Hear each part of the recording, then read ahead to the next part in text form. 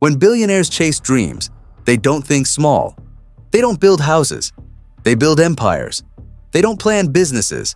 They plan entire cities, private islands, even colonies on Mars.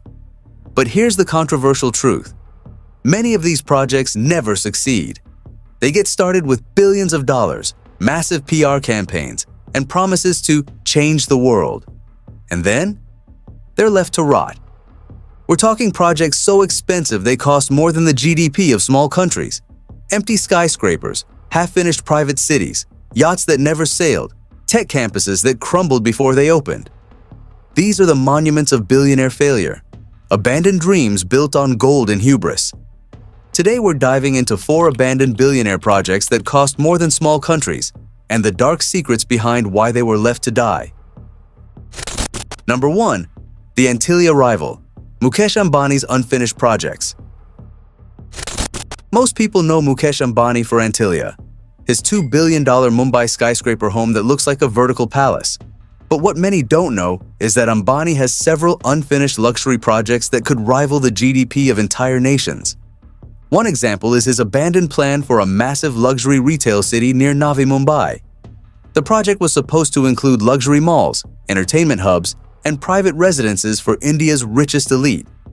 Billions were poured into land acquisition and design, but red tape, lawsuits, and political backlash stopped it in its tracks. Today, the land remains largely empty.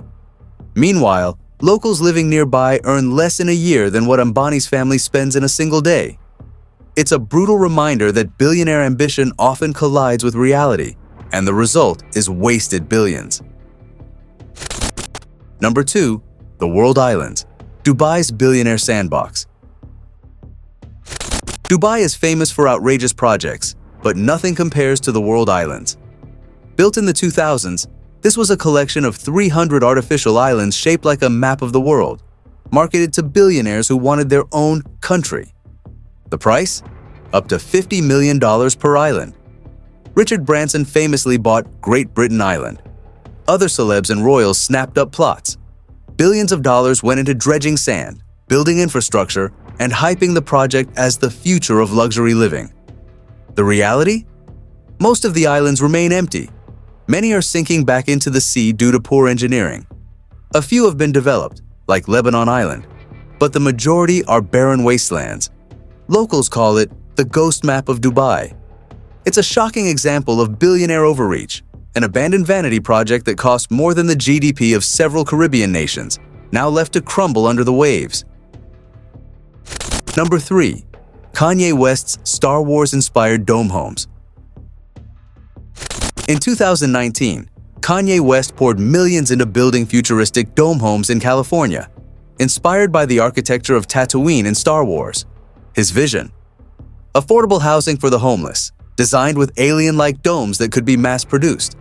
At first, it looked like a bold billionaire moonshot, but permits weren't secured, neighbors complained, and inspectors declared the structures illegal. After months of hype, bulldozers came in and tore them down, millions wasted.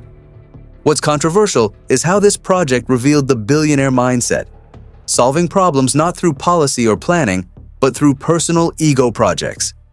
Instead of systemic solutions, Kanye built vanity domes that never saw the light of day. The cost? More than the annual education budget of some small countries, gone in a puff of dust and hubris.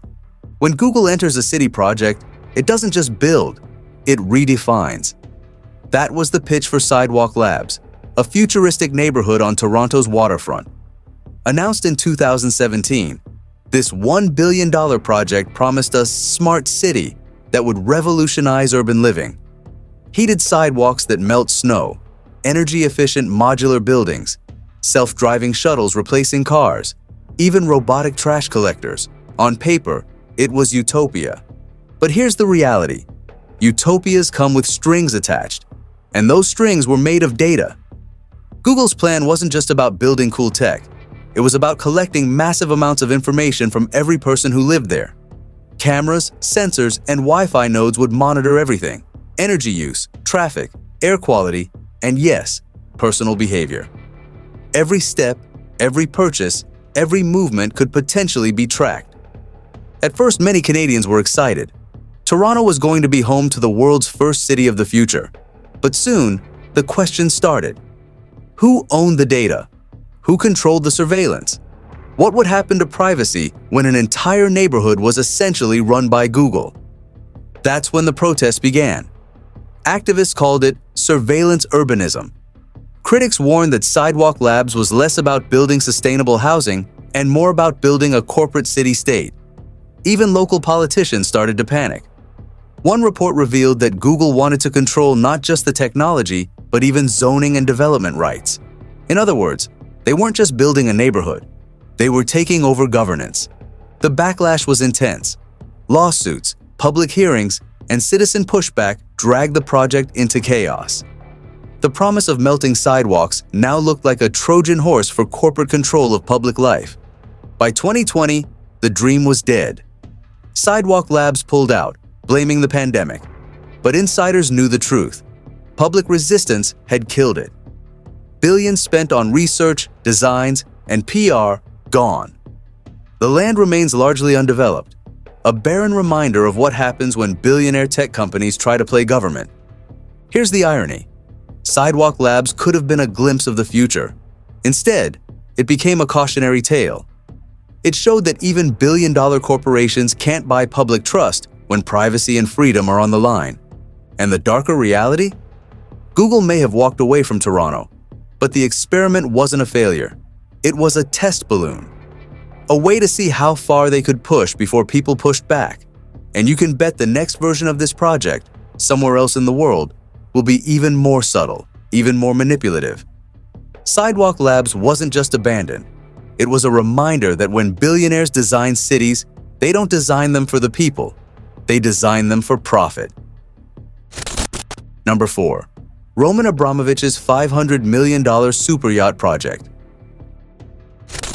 Roman Abramovich is no stranger to obscene displays of wealth. The Russian oligarch, famous for owning Chelsea Football Club and amassing a fleet of mega yachts, has spent billions turning the seas into his personal playground. His most infamous creation? The $600 million Eclipse, a floating fortress with missile defense systems, 2 helipads, and a submarine. But behind the glory of Eclipse lies a darker story. A $500 million superyacht project that was abandoned mid-construction. This wasn't just any yacht. It was supposed to dwarf even Eclipse.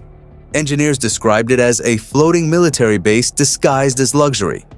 Plans included advanced radar systems, bulletproof windows, panic rooms, underwater escape pods, and a helipad large enough to land military-grade helicopters. Some reports even suggested it was being designed with a mini-submarine dock capable of launching Abramovich into the depths at a moment's notice. In short, this was the yacht version of a bunker, a survival fortress for an oligarch who wanted to sail through global chaos untouched. But then, the walls closed in. International sanctions on Russian billionaires after the 2014 Crimea annexation and later the 2022 invasion of Ukraine changed everything. Abramovich's assets came under fire. His yachts were tracked, his bank accounts scrutinized, his movements restricted. Suddenly, the half-built mega yacht sitting in a European shipyard was no longer a luxury project. It was a liability. Construction slowed, then stopped. Workers were laid off. The steel hull sat unfinished, stripped of purpose. Eventually, whispers in the yachting industry suggested the project had been quietly scrapped, leaving behind hundreds of millions in wasted materials, engineering plans, and labor. And here's the irony. The abandoned yacht was worth more than the healthcare budget of some small nations. While millions struggled with poverty, Abramovich poured nearly $500 million into a toy that never touched water. The darker truth? Abramovich's abandoned superyacht wasn't just a symbol of wasted wealth, it was a casualty of power. Billionaires like him build these absurd projects as symbols of dominance, but when global politics shifts, their toys turn into stranded relics. And yet, this story isn't unique. Across Europe, half-finished yachts sit in shipyards, victims of sanctions and overreach. Abramovich's project is just the most infamous. A reminder that billionaire vanity projects can collapse under the weight of their own ambition. Think about it. How many small countries could have used $500 million for schools, hospitals, or infrastructure? Instead, That money is locked in rusting steel, gathering dust in a shipyard. The abandoned superyacht isn't just a failed project. It's a monument to billionaire hubris. The idea that no amount of wealth can shield you from reality when the tide finally turns.